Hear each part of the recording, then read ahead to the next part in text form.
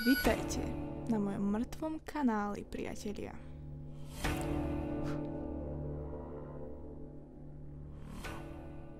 Wow, nečakala som, že to dám na prvýkrát. Cool. Moje meno je Laura, kto ma nepozná, a ten, kto ma pozná, ma určite pozná zo starých, veľmi starých videí. Ale takisto aj z animácií. A toto bude pokračovať 20 minút. Toto tričko som si dala z nostalgie. Čo sa stalo, že som normálne, že vydala video? Prosím pekne, ja sama neviem, netuším, tento nápad mi vznikol len tak v hlavičke, že hej, poďme to vyskúšať. Už veľmi dlho si nebola pred kamerou, možno sa ti to veľmi zíde, začneš normálne artikulovať a komunikovať s ľuďmi, ako. Takže som sa rozhodla, že urobím taký behind the scenes. Čo sa týka Outlastu, mohli ste vidieť tú animáciu. Ďakujem za podporu, za vašu podporu, za celé tie roky. Sa nájde ešte nejaký človek, čo ma sleduje napríklad na Instagrame. Môžete ma follownúť, ak sa vám chce. Chcem podotknúť, že nie som žiaden profesionál, nie som človek, čo to študoval, takže som vlastne samouk. Hej. Takže čo sa týka tohto projektu Outlastu, tento som odkladala rok. It's been 84 years. Na čo nie som veľmi hrdá. Išlo to tak pomaličky a dneska si urobím pár sekúnd a zajtra si urobím pár sekúnd. Dneska urobím iba pozadia, viete, takto to šlo u mňa. Takže nedá sa celkom určiť, koľko mi to trvalo, lebo naozaj je to až hlúpa otázka, nikdy neviem, ako to mám odpovedať na túto otázku.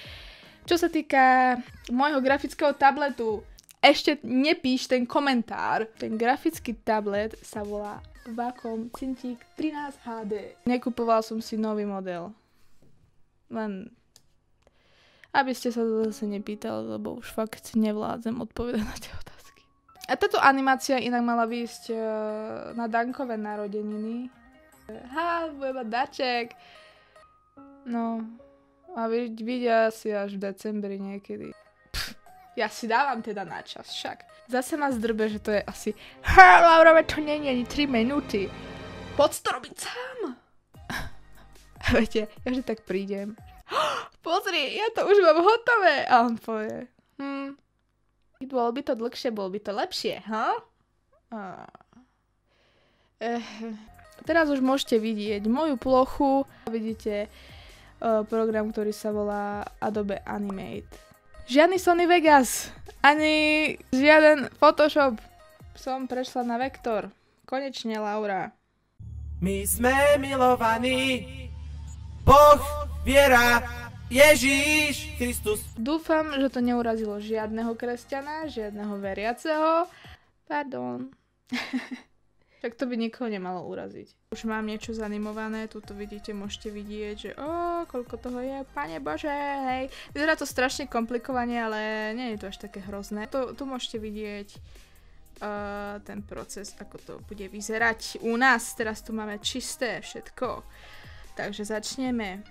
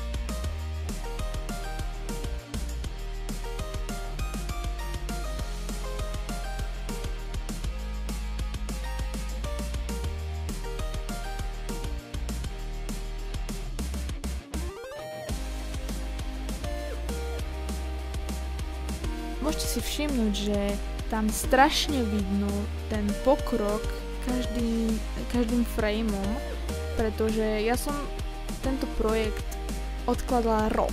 Tak si predstavte, ako sa človek potom za celý ten rok ako kreslí, vyvíja a ako sa jeho kresba mení.